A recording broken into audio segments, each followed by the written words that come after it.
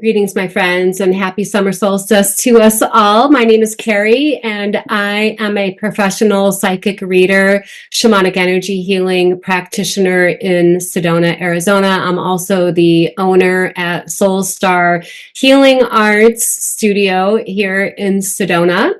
Today, we're going to take a look at the energies showing up around the summer solstice and, of course, the full moon happening in the sign of Capricorn. First, I want to talk a little bit about the collective energies connected to the summer solstice and the full moon. I am later on going to be doing additional insights and messages for all signs, so be sure to stay tuned for that as well.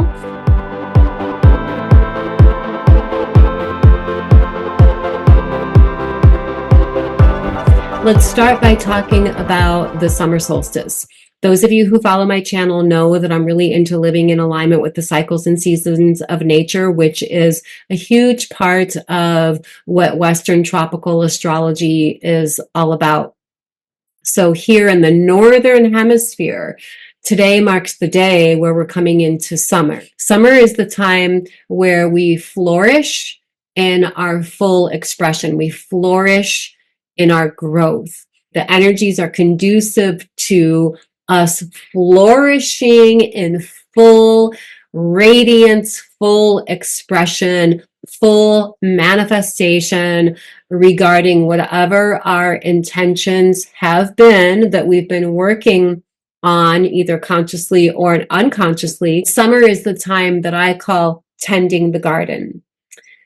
The garden we can look at as being the quality of our energetic vibration, which is connected to our sensing, feeling, emotional well-being, and the quality of our thoughts. So metaphoric weeds in the garden could be belief system, thoughts, ideas, emotional states of being, or actions or non-action that is not aligned with what we really deeply are intending on cultivating in our lives.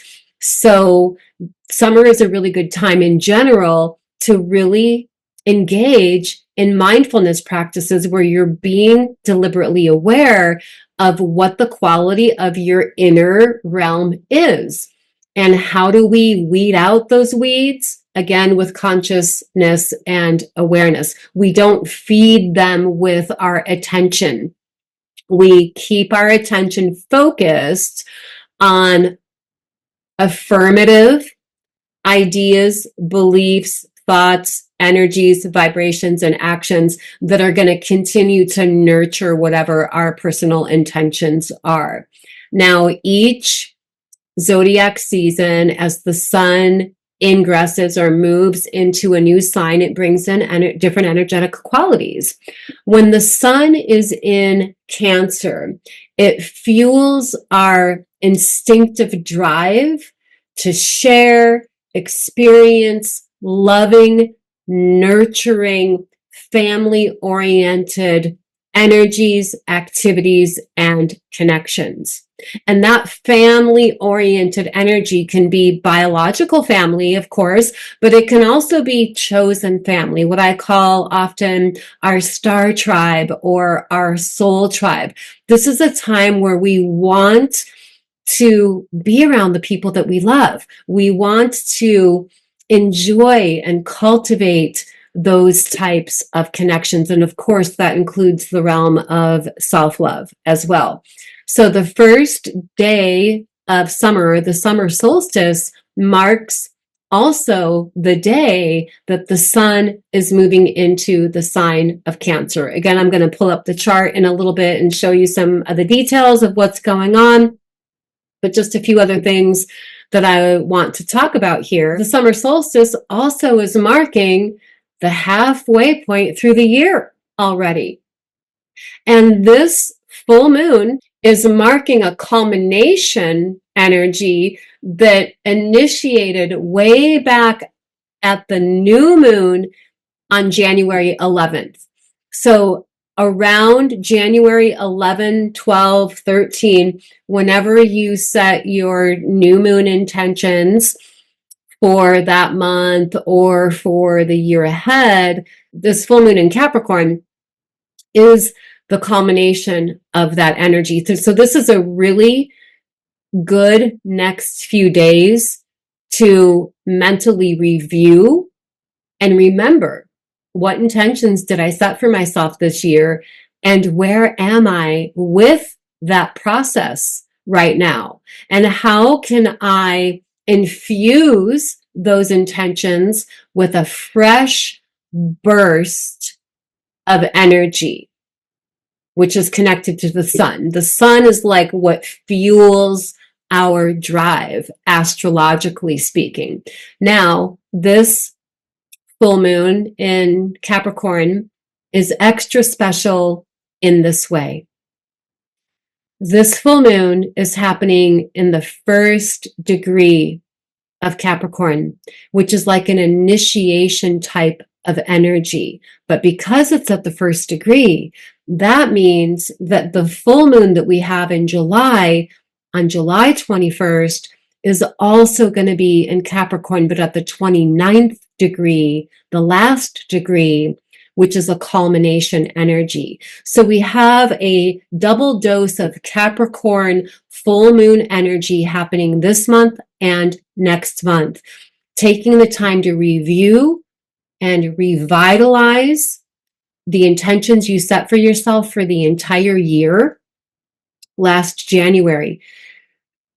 Revitalizing those intentions with your attention, your consideration, and doing that now will mean that you can make some positive strides that will culminate into some type of tangible manifestation or clear next step or something like that in July. So I'm really curious to know how you guys are all working with this energy as we're moving through it. So feel free to share in the comments if you would love.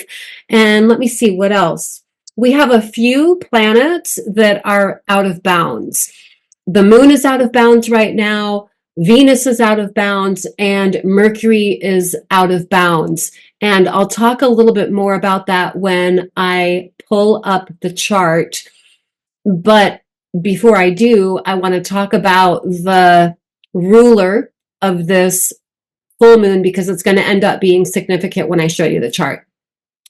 So Capricorn is ruled by Saturn. That means that Saturn is the ruler of this full moon. So then what we do is we look to see what's going on with Saturn as something that's giving us extra insight as to how to work with the energies. So what is Saturn all about? It's the ruler of Capricorn, obviously. Saturn is the ruler of things that have to do with structure. It's because of that, it's manifestation energy, especially because Capricorn is an earth sign. Earth energy is manifestation energy. Saturn brings parameters, boundaries. It's about guidelines, regulations, step-by-step processes. It's the ruler of time. And as I'm getting ready to pull up this chart, we're going to take a deeper look at what that means for us collectively and individually when I do the all signs. So let me go ahead and share my screen here and start getting into this. First, the earth energy associated with Capricorn and the ruler Saturn brings us into an emphasis of root chakra, but as far as the elements are concerned with the chart around this full moon, there's also a water emphasis. Let me just scroll down here. And you can see in this realm here, this little box on the lower right side. Let me just take a moment here and click on my annotation thing. So water and earth are both emphasized. Root chakra, second chakra. Root chakra, earth energy, being grounded, present, embodied. Embodiment is a factor here. Water is creative inspiration, intuition, emotional well-being. So any type of healing work or empowerment work that is connected to root chakra, second chakra is prime for this particular lunation. Okay, looking at the chart, let's take a look at some of these initial things I'm talking about here. So we have the full moon happening in the sign of Capricorn. Of course, as it is with every full moon, the moon is opposite of the sun.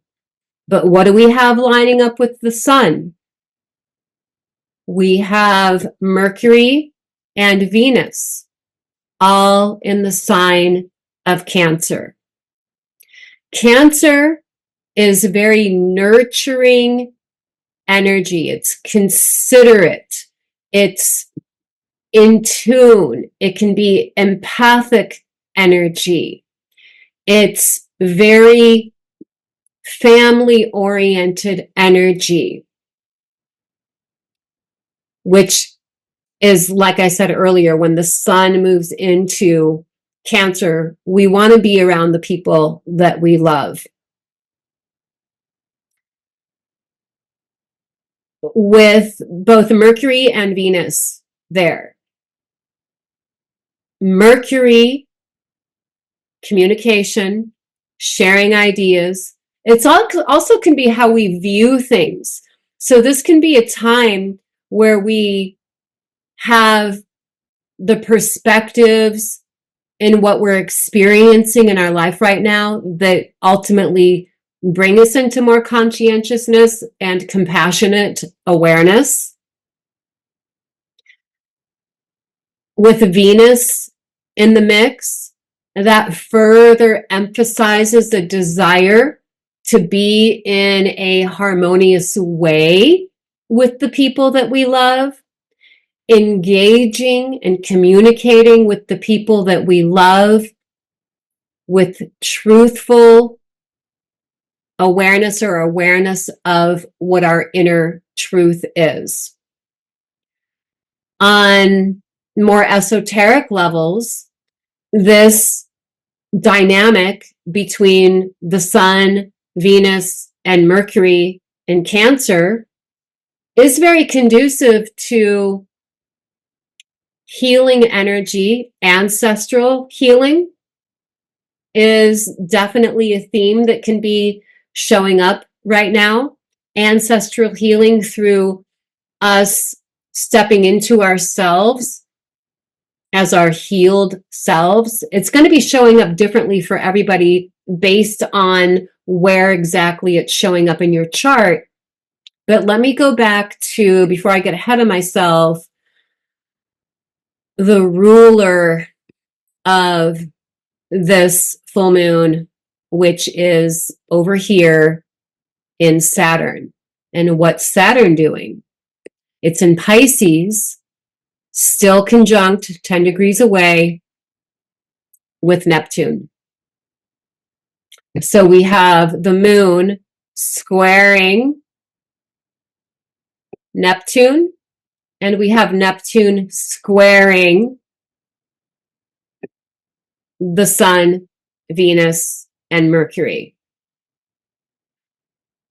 So squares in astrology, I often refer to them as little checkpoints, but they're like initiation energies as well. They're opportunities for significant growth that can come through awareness, especially with Mercury in the mix. Now, let me go back and talk about the out of bound thing. As I said earlier, the moon is out of bounds. Venus and Mercury are also out of bounds. When a planet is out of bounds, it means that it is moving outside of the usual range that it orbits in on the ecliptic plane. And that can be above or below that usual range. When that happens, it accentuates the energy associated with that planet in ways that make it more exaggerated or more eccentric. So when the moon is out of bounds, we might be feeling extra intuitive, extra tapped into our sensing feeling body, extra connected to usually the things that we are not completely conscious of. When Venus is out of bounds, our sense of style can be accentuated. This could be a time where you suddenly feel like you want to do something significantly different with your personal sense of style, whether it's how you adorn yourself or how you style an environment that you live in or work in. It can also accentuate how deeply you interact with the people that you love, especially in Cancer. And then the modality of those deepening connections would be through how you communicate, which is the Mercury thing. When Mercury is out of bounds, it accentuates our mannerisms of sharing ideas and communicating. Now, remember, each planet, each sign has its high vibration aspects and then its unconscious aspects, which can be a little trickier or challenging. So the unconscious aspect of Mercury out of bounds might be not thinking before you speak and putting your foot in your mouth. And so the awareness to practice is thinking before you speak, definitely speaking the truth is indicated here, but speaking the truth with as much conscientiousness, consideration, and compassionate awareness as you can would be the mindfulness practice that supports the soul evolution, especially with Venus in the mix here with the sun. With both the moon and the sun and Venus and Mercury squaring Neptune, which is conjunct Saturn, which is why we're talking about this, because the squares to Neptune are in a synthesized energy with Saturn right now. Now, this energy's been going on for a while, like at least a year now, the conjunction. Saturn's going to be in Pisces for about another year or so. Okay, but let's take a look at the energy of Neptune. Neptune is connected to the celestial realms of life. It's our connection to spirit. It's our connection to our own intuition. It is connected to creativity, but ultimately it's connected to matters having to do with transcendence, illumination, spiritual illumination.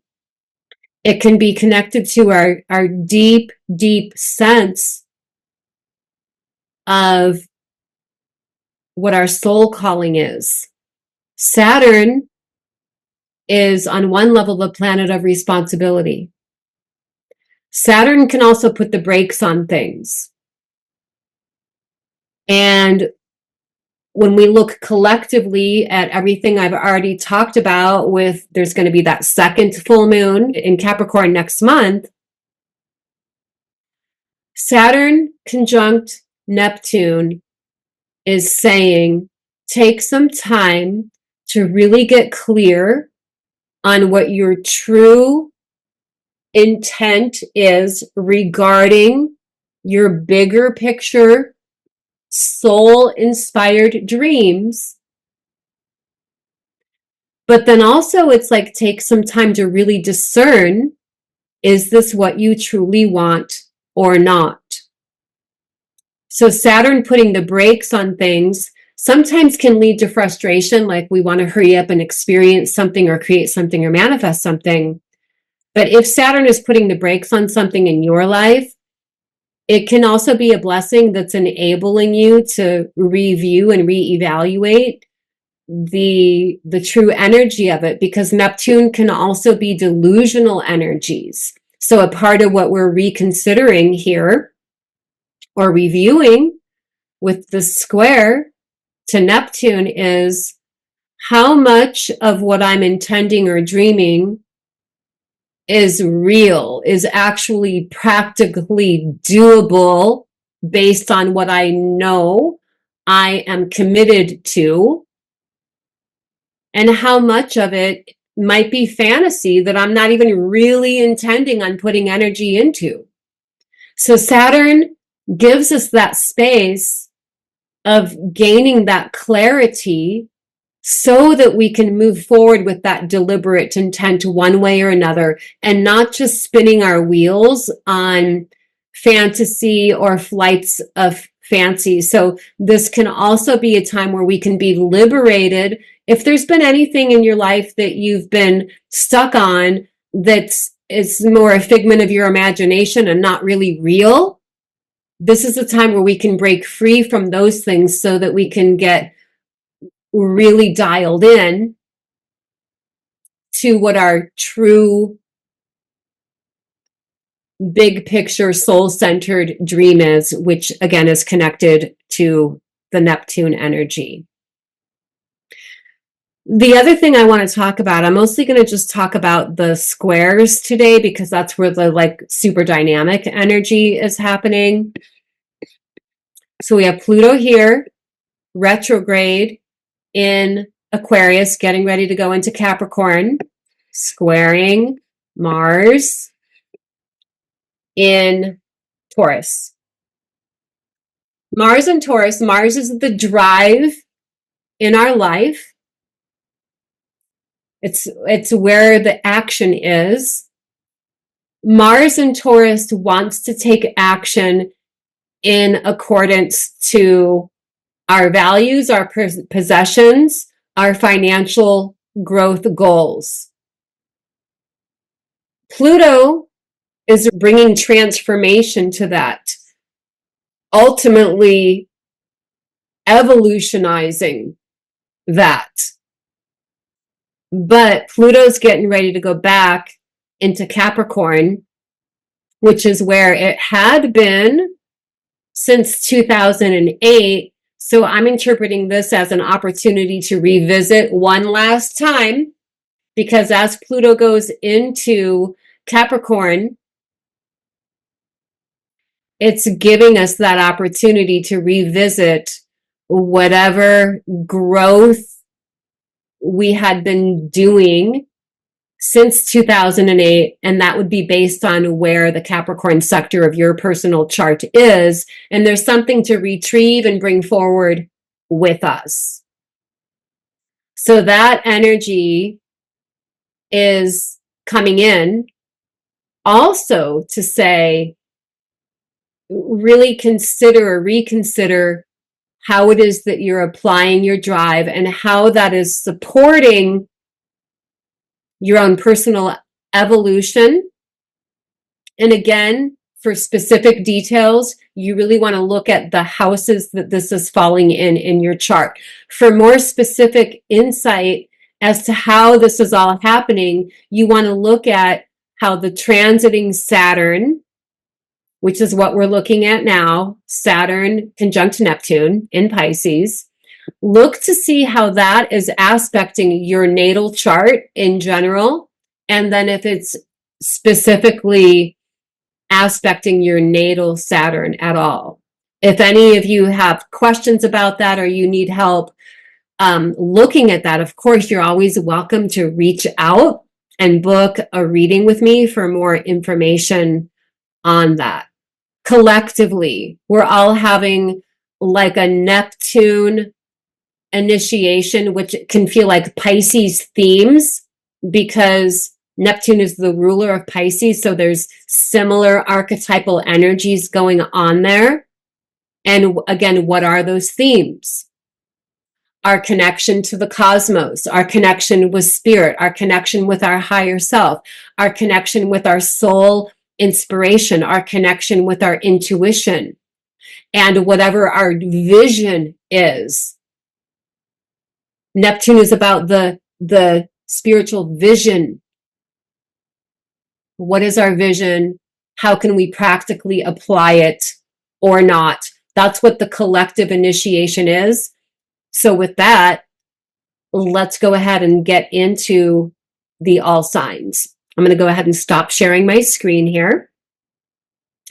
And as I mentioned earlier, I will be chaptering this out so you can skip around to getting the additional information for your sun sign, your moon sign, your rising sign. However, the rising sign is going to be the most accurate in regard to where the placement of the moon is in your particular birth chart right now.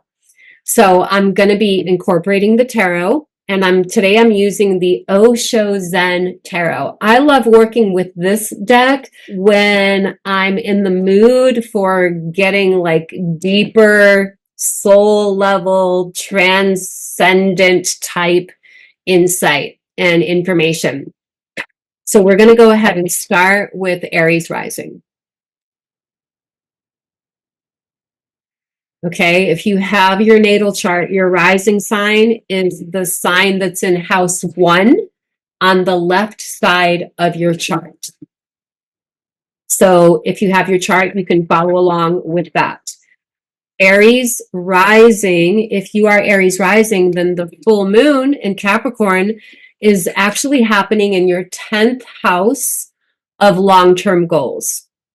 And this can be career goals and your place in society. Your awareness is being illuminated around ultimately growth opportunities with your long-term goals, your career goals, and things having to do with how you are sharing your energy with society, with your community. So I'm just going to select a card here to get a little extra insight for you. So if you are an Aries rising, how has that been showing up for you? Feel free to comment below if you want to share, but how are you recognizing where there's a focus on career type stuff for you right now? Okay, and let's see what card wants to come up. It's the intensity card showing up reversed.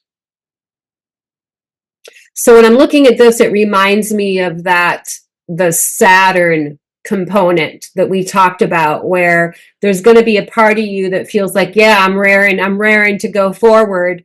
But, oh, oops, Saturn is saying, oh, maybe there's some details you got to take care of behind the scenes first, one way or another. Maybe there's some things you need to clarify regarding your action plan. Maybe you need to get a little bit more grounded in your foundation for growth or the preparations for your growth before fully leaping in. So that's what I'm going to invite you to consider, Aries, how that's showing up for you, and also to sort of heed the advice of that.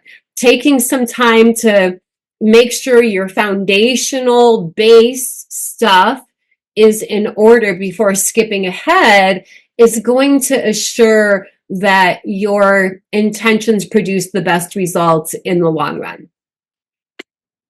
Okay, so we're going to go ahead and move on to Taurus. So Taurus rising, then this full moon is going to be in your 9th house. The 9th house represents you expanding through seeking the truth. The 9th house is the house of the truth seeker. So seeking your personal truth, what feels aligned and true for you. This house also is connected to the energy of exploring things that are connected to higher education, life philosophies, learning from foreign cultures, ancient cultures. You may be feeling compelled to seek the truth through literally traveling, And it doesn't necessarily have to be long distance travel. It can be just expanding beyond your usual little sphere of life that you live in. But that's the area of your life that is being illuminated with this full moon. And the healing card is coming up and also reversed.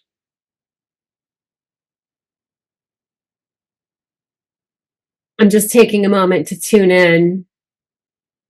I feel like in the reverse position, it's being open to additional layers of healing and or allowing any healing energies that you already have been working on to integrate.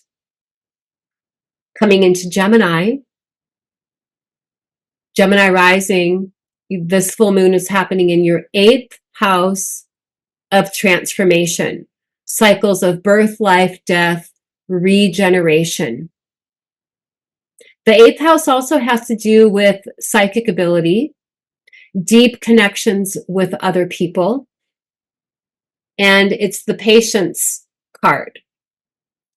So for Gemini, there's an energy of being patient. Now, this card depicts a woman who's very pregnant, and it depicts a lunar cycle. And so this is sort of the energy of not pushing the river. There are things in life that follow their own natural cycles. The moon takes time to grow full. No matter how much you might wish the moon to be full sooner than it is, it's not gonna be. So the energy of patience is like, I would translate that as the wisdom of living in alignment with the natural cycles and seasons of your life, specifically with those 8th house themes right now. Where in your life are you experiencing a metaphoric death and renewal, out with the old, in with the new? Where are you feeling called to have a deeper sense of connection with yourself or others? Where are you feeling called to tap into your psychic abilities? And being willing to be in a little bit of a gestation period rather than like an instant gratification type of attitude. Okay, Cancer. If you're Cancer rising, then this full moon is happening in your 7th house of long-term relationships. And the experiencing card is coming up. So this is very aligned with what we talked about with the sun moving into Cancer, and this being a time where we really want to connect with our loved ones and enjoy the feeling of that, the experience of that. You literally have the experiencing card. So this full moon to full moon cycle, right now to the next full moon, there's an emphasis on having the gift of enjoying the experience of deeper connection with loved ones, especially long-term relationships. So that can be family, long-term family relationships, life partner relationship. And then we're going to move on to Leo. Leo rising, then the full moon is happening in your 6th house of your sacred work. We can say how you are of service, your work routines, your health routines. That is the area that's being illuminated with opportunities for growth, advancement with this full moon. And it's the harmony card. So noticing where you've dropped into a mind, body, spirit harmonious way within yourself, and how that's emphasizing how you are being devoted to doing your sacred work, meaning the service of your soul calling, and approaching that from a space of internal mind, body, spirit harmony, and also ultimately having that reflected back to you. Okay, we're coming into Virgo now. For Virgo rising, the full moon is happening in your 5th house of creative self-expression. This is also the house that has to do with romance, love affairs, children, and the Lover's card, reversed, is coming up. So when the Lover's card comes up reversed, I'll just show you the card right side up. But when this card is coming up reversed, I feel like it's inviting a deeper union within yourself, your own inner sacred male, your own inner sacred female, being in that deep unity. There's a saying that says, in order to attract what we consider to be the perfect partner for us, we have to become that. And the message in this card is really speaking to that, especially because the fifth house can be about love affairs and romance. This can be a time of romancing yourself, really dropping into your self-love, your self-appreciation, appreciating your own energy, appreciating your own company, getting to know who you are a little bit more at this time in your life is where there's opportunities for growth. And then coming into Libra, if you're Libra rising, the full moon is happening in your fourth house, which represents your private life, home, family of origin, your ancestry. And you got the card that's called no thingness, no thingness, nothingness. So if you are a Libra rising and you're watching this, what does this mean to you? When I look at this card, I feel like it's about just being present and aware with no agenda.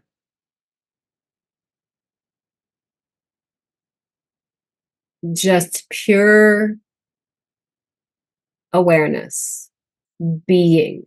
So this is about beingness rather than doingness. So how is that showing up for you? It's coming to Scorpio. If you're Scorpio rising, the full moon is happening in your third house of communication, sharing ideas. This can be a time of learning, studying, researching, experiencing life from different points of view and perspectives. It's also about siblings. And the Rebel card reversed is coming up. When I look at this intuitively, I feel like it's a message about not being so, I'll just use the word rebellious since it is the Rebel card, that you are excluding yourself. The high vibration aspect of being rebellious would be shining your own light, embodying your own unique energy without care or concern of what other people's judgments might be, but still being completely present and authentically you in your environment amongst the people that you enjoy interacting with that are in your usual circle of life. Reversed, it just feels like it's a message about not excluding yourself. Okay, Sagittarius. The full moon is happening in your second house of what you value, what you possess, financial growth goals, things like that. And it's the Thunderbolt card reversed, which this is like the Tower card. You know, the Tower card is flashes of insight. It can be the divine shining in to support a liberation of anything that's not serving or supporting you. When this comes up reversed, I would say don't resist that. Be in your wisdom, be in your wise awareness. And remember that oftentimes with cycles of growth,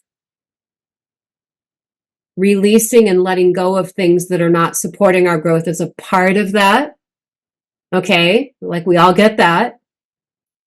But sometimes we can be in the midst of a change and we resist the uncomfortability that can come with the letting go part.